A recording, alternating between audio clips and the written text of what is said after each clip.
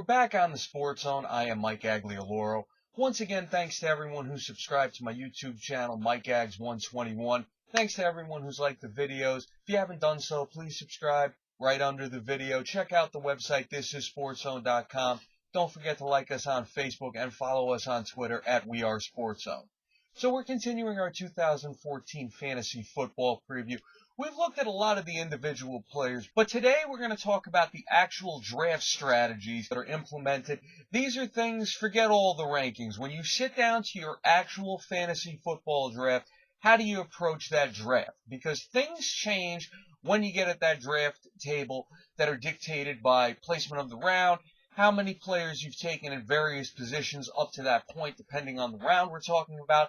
And what we're going to focus on today is the number of teams in your league do wind up dictating your draft strategy. Now, normal size leagues, I'd say the average size of an average fantasy football league is anywhere from between 10 to 12 teams in that league. If you're in a 10 to 12 team league, and if it's 16 rounds, you wind up picking over 160 players. If you're in a 14-team league, you wind up picking over 200 players when all is said and done. So a lot of what we wind up talking about ranking-wise can wind up flying out the window depending on the people in your league. If you're in a public league, you don't know the people that are in the league with you most of the time. Sometimes you wonder if a lot of it is auto-pick or not, even if you're at a live draft.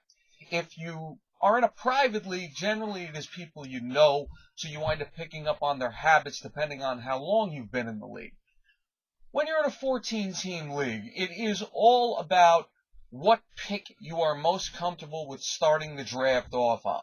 Obviously, if you have the first pick, you're going to wind up getting the player you feel is the best player on the board. You get a top 3 pick, you still can't go wrong. If you get in the top 6, generally you're still going for a running back, but then you throw the best quarterback and the best wide receiver in there. I started my 14-team draft with the 10th pick in the first round.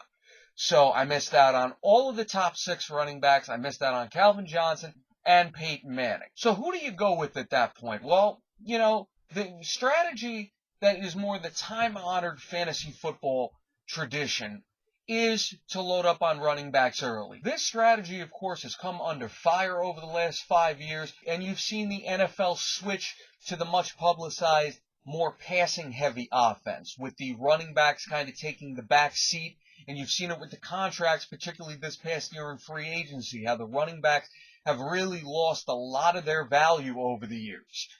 So, as a result in fantasy football, you've seen more of a movement to taking other positions in the first round, whether it be Peyton Manning or one of the top 3 quarterbacks, taking a wide receiver like Calvin Johnson, or even a tight end like Jimmy Graham in the first round. You've seen a lot of these things happen over the last couple of years, and sometimes they do wind up working out. With everything in fantasy football, it really is a flip of the coin.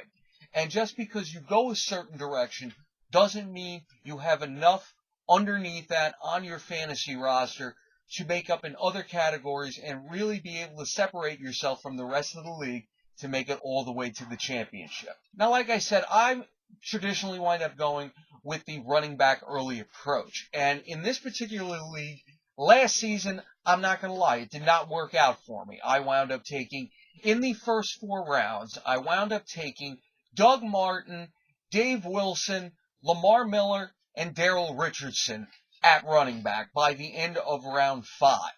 And of course, 3 of these guys wound up either losing their jobs or being on IR by the middle of the season, and Lamar Miller was a relative bust throughout the season last year.